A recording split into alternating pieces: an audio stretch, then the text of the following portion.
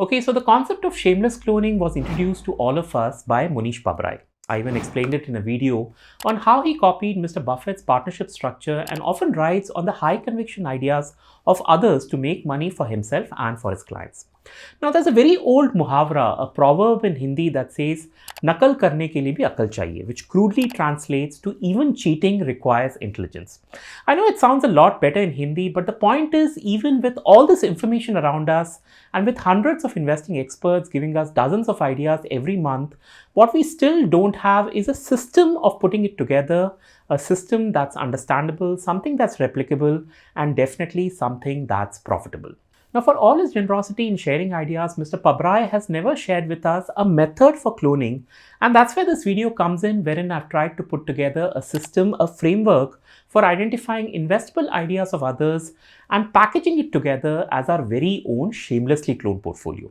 We'll examine the process. I'll also share the stocks in this video. And as I always do, this data has been backtested over the last 8 quarters, and pleasantly, this copycat portfolio would have delivered an annualized return of 41.4%, which firmly puts it in the top 1% of all equity mutual funds. तो चलिए इस बार अकल के साथ नकल करते हैं. Let's begin.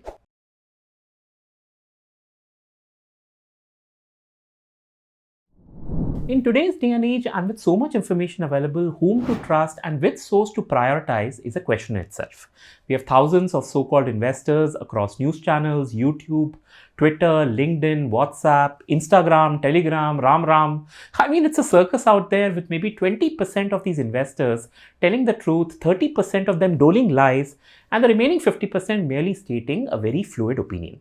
So logically speaking, we want to work with those investors who are genuine, who are telling the truth, and in my opinion, there is only one source that can get us this authentic information.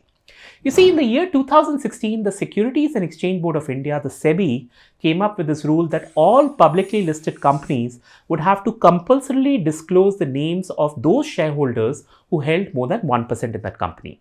This is good, at least for us, because even if Mr. Vijay Kedia comes on TV and says, "I love Patel Engineering," I, for one, the skeptic in me, will find it very difficult to believe him.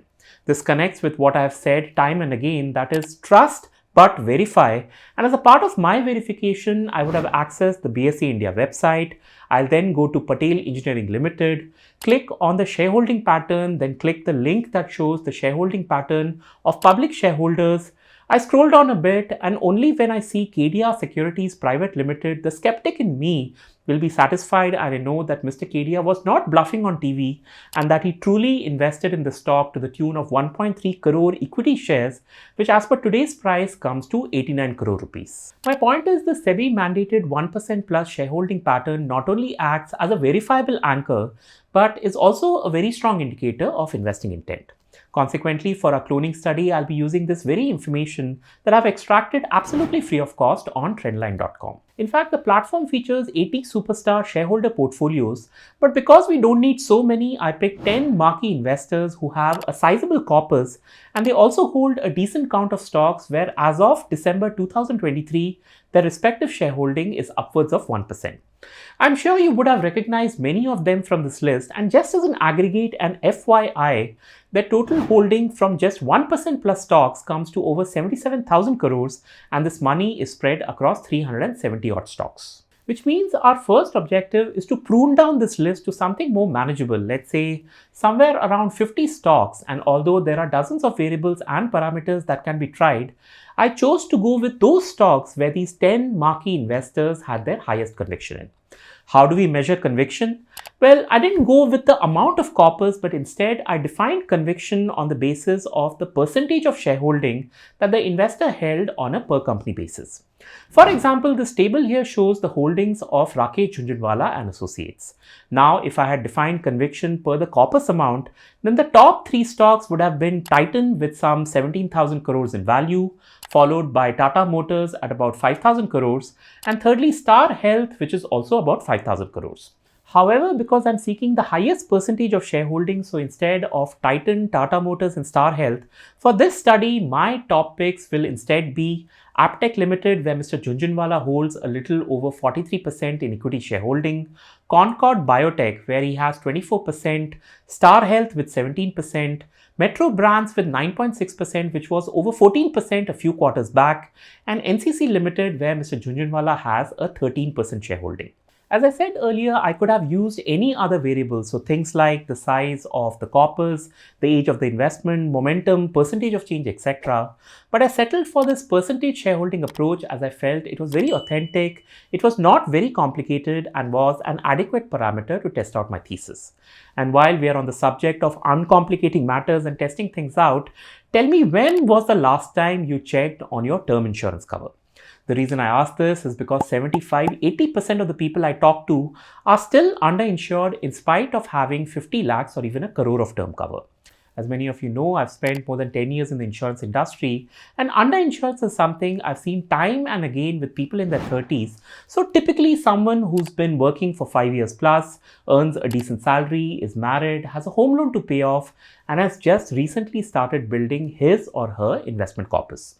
This is generally the period when a big gap starts emerging between where one is and where he or she needs to be in terms of financial protection. So if you are someone that's at that life stage, or if you're keen to know where you stand, then do take a minute to try out Clarify Life's Underinsurance Checker tool that will help you understand if you are underinsured, how much term insurance cover you should be having, and you'll also receive many useful tips that will help you balance your term insurance coverage with your life goals. This tool is quick, it's easy, and it's absolutely free, so do try it out and get yourself term insurance clarified. As always, the link to this tool is available in this video's description. Alright, so now that we are clear on where to source the information from, the following are the exact steps I took to create and simulate our shamelessly cloned portfolio. So for step 1, I started by extracting the 1% plus shareholding information from Trendline for the last 8 quarters, and I pasted it on a Google spreadsheet. Secondly, I used ChatGPT, and here's the prompt I used to receive the BSE and NSE codes against each of the stocks, although some manual work will need to be done as not everything came out accurately. Then I used Google Finance and the syntax here to extract the share price of some 386 stocks across 8 quarters. Step 4 was the identification of the top 3-4 stocks per investor, and this was done using the percentage shareholding method that I've already discussed. The next step is more of a cleanup, and this was done manually with a little bit of subjectivity to understand when the investment was originally made and when did the investor exit or lose conviction in that stock. And the last step, step 6, is to simulate an investment of 10,000 rupees at every entry point and to sell off that investment at market price, which would have resulted in a profit or loss. Believe me, this exercise is a lot more complicated than how I make it sound, and so for your benefit, I have appended the worksheet as a link in this video's description. So have a look. I'm sure there'll be some errors. You'll definitely find improvement areas, but this little simulation exercise I did, at least from a numbers perspective, required me to invest 10,000 rupees in a total of 57 stocks. So that's 5,70,000 rupees. Assuming I exited all 57 stocks, I would have gained a profit of 3,87,000 rupees in the last 2 years. And this on an annualized basis comes to a delicious return of 41.4%. Yes, that's right, 41.4%. And if the Nifty 50 was a person, then I'm sure it would be a bit ashamed with the 12.5% return it managed during the same time period.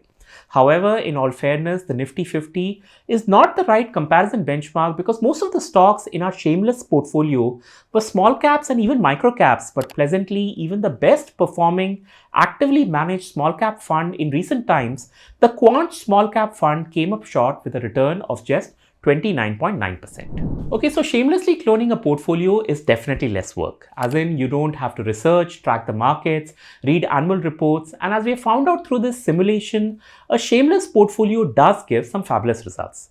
But as you might have noticed, this is definitely not a straight arrow, and there are a few areas that do require attention.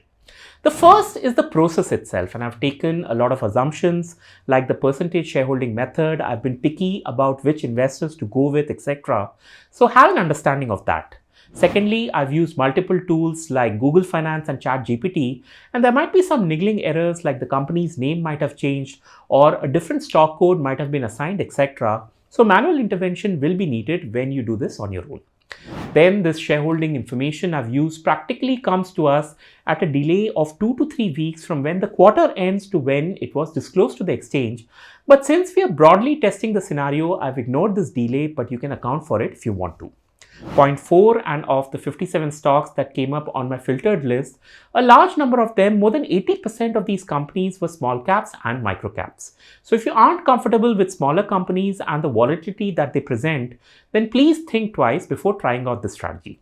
And finally, and as in the case with all portfolios, some of the stocks did a lot better than others. But please note, in spite of this portfolio consisting of high conviction bets of some of India's top individual investors, 20 out of 57, that is 35% of the stocks in this portfolio, were exited at a loss, which shows that everyone makes mistakes and one should be prepared to see about 1/3 of their picks not performing as per one's expectation.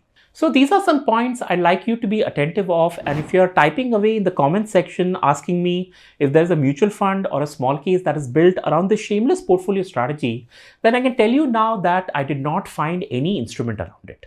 In fact, I'll be surprised if I find one, because firstly, for any fund house, it'll be difficult for them to justify a decent expense ratio when all they are doing is copying from others. And secondly, copying or cheating or cloning or whatever one might call it doesn't look nice on a fund manager's resume, and it's very unlikely that a fund manager will agree to do this. Anyways, I think this video is good food for thought and supports Mr. Pabrai's claim that shameless cloning works, and I for one will conduct more studies to see if there are some better selection criteria, better investors, or better tools that I can rely on to build a replicable, scalable, and an even more profitable portfolio around this. I sincerely hope you found this video interesting, and because the context is set, I can shamelessly and proudly say that my newsletter has now crossed over 18,000 subscribers. So do subscribe to it if you haven't done that yet. Do like this video, subscribe to my YouTube channel, and I'll see you very soon. Until then.